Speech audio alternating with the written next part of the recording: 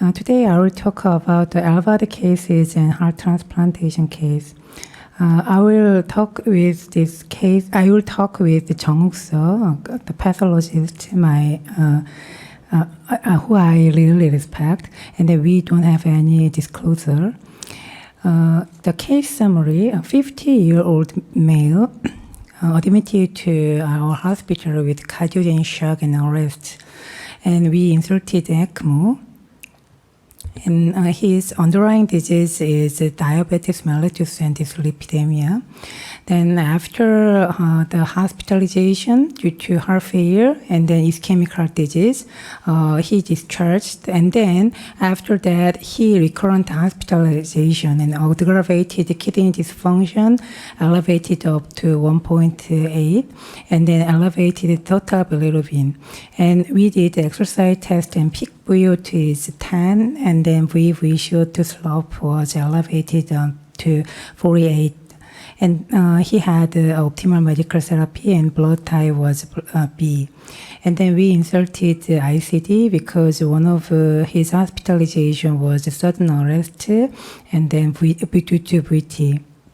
And then coronary angiography shows before we listed him as heart transplantation, the previous stent site was intact, and then there was no coronary disease which we need to leave on vascularization again.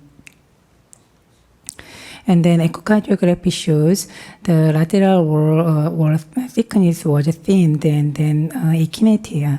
And then there is no valvular heart disease, and then LV ejection fraction was around 25%. And then he has pulmonary hypertension, and also all the segments of LV were akinesia, and then fibrosis and thinning, and also RV dysfunction.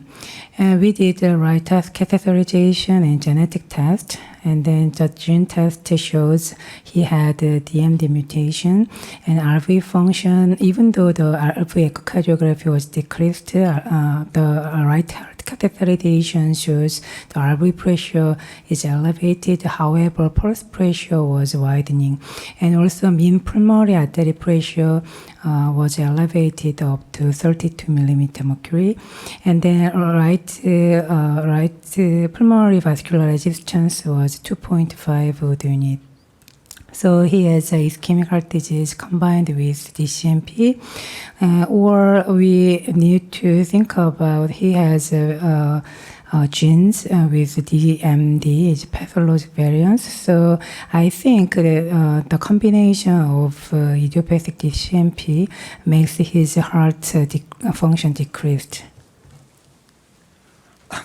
I could use the virtual, this 3D modeling on this case, and as is shown here, it's before transplantation and before the LVAD insertion, the cardiomegaly is significant. And as you know, the LVAD is located like this, and usually the shape of LVAD is like this. And also, we have a cannula connecting graft between the cannula to the aorta like this.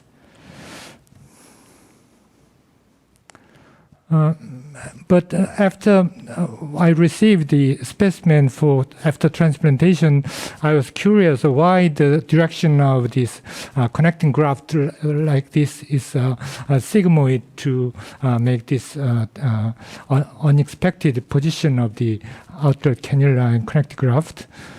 And then I could confirm it is ascending and descending again, and so on.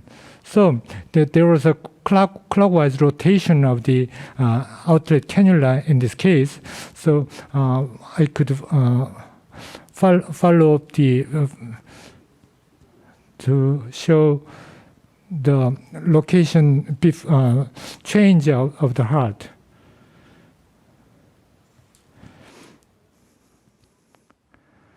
So morphological consideration of this HeartMate 3, from my viewpoint, after transplantation, the heart size is unexpectedly small.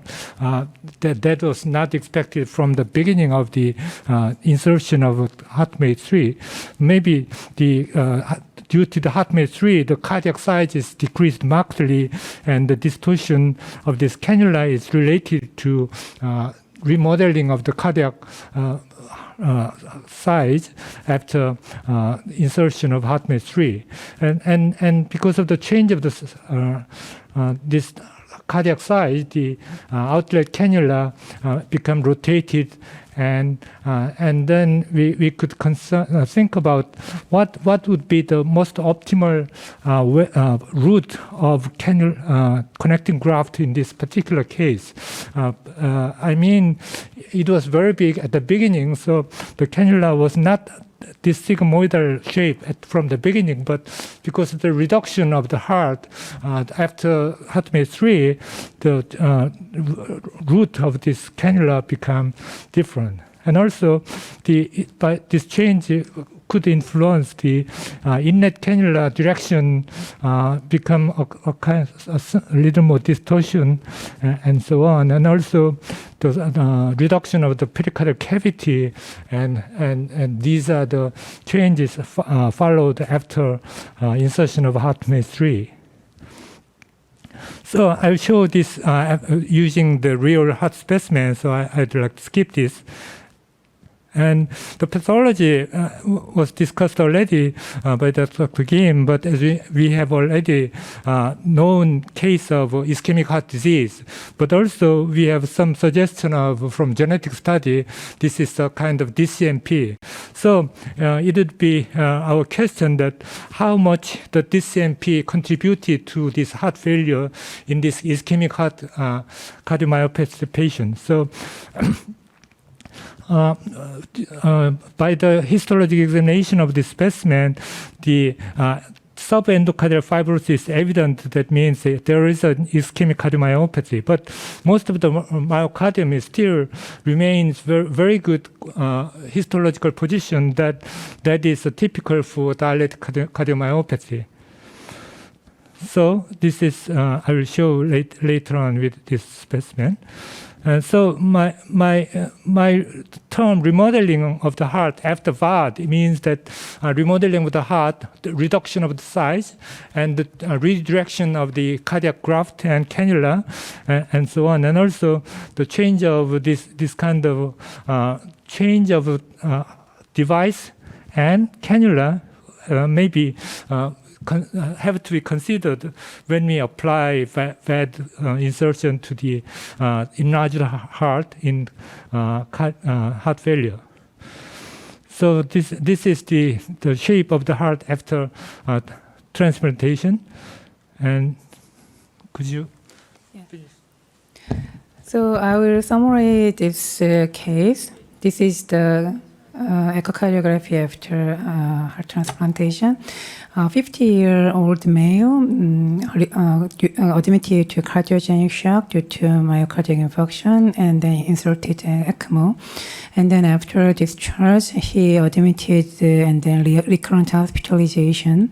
And then we listed him as a heart transplantation. And due to long wait list time, we inserted LVAD and then heart transplantation. Dr. So explain the heart again. Yeah, this is the heart removed for transplantation. As I've explained already by picture, the direction of the connecting graft and outlet of LVAD 3 is very sigmoidal in shape. I would orient this heart using, there is a diaphragm in this plane, and this is I open the right ventricle here, and this is left ventricle, ascending aorta, and I have asked, because I have a very limited experience on this kind of specimen, I discussed with Dr. Kim Ju-yeon, cardiac surgeon in our hospital, that the principle of LVAD insertion is to protect from the sternotomy injury, possible sternotomy injury. So this part is well protected, and the connection to the aorta was to the lateral side. But she didn't expect this kind of up and down position, long course of this graft. That means she intended to make a secure pathway from the VAD to here at the costophrenic angle anteriorly, just above the diaphragm, and then upward through the near the crista terminalis, which is the final endpoint of pericardial deflection on the right side. So it was like this, but by decreasing the size of this heart, it bent and turned upward to make this long course. So I'm never a surgeon, but I may think that we don't have to make a secure route at the space between like that, but we can make a rather this direction. But by making this reduction of the size, the course will be more smooth like this.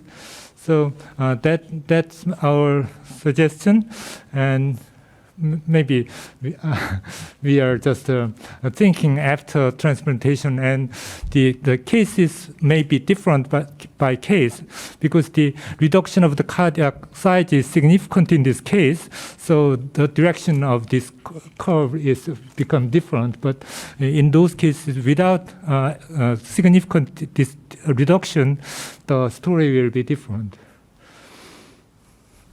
그렇죠. Yeah. And then, this is the case that we prepare. 됐죠.